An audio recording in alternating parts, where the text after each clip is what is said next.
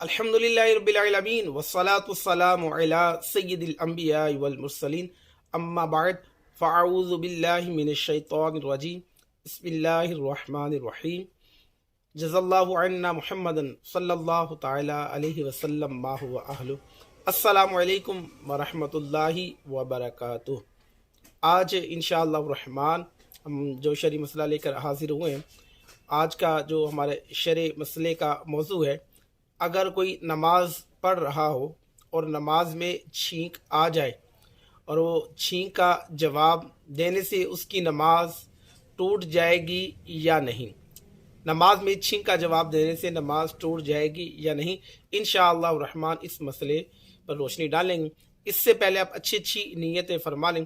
توجہ کے ساتھ مسئلہ سماعت بھی فرمائیں گے، دیکھیں گے اور ثواب کی نیت سے دوسروں تک بھی پہنچائیں گے انشاءاللہ الرحمن۔ جی، اگر کوئی شخص نماز پڑھ رہا ہو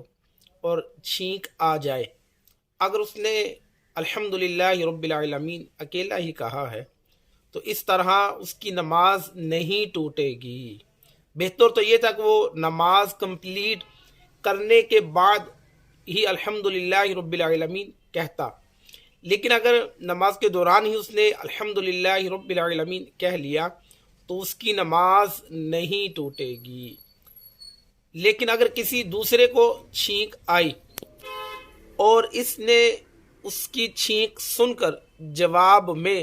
یرحمک اللہ کہہ دیا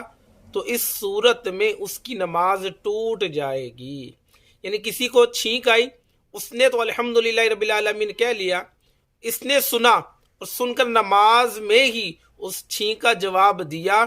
تو چھینک کا جواب دینے والے کی نماز ٹوٹ جائے گی۔ اللہ پاک مجھے آپ سب کو اس شرعی مسئلہ یاد کر کے ثواب کی نیت سے دوسروں تک پہنچانے کی توفیق عطا فرمائے، آمین بجاہ نبی کریم صلی اللہ تعالی علیہ وآلہ وسلم۔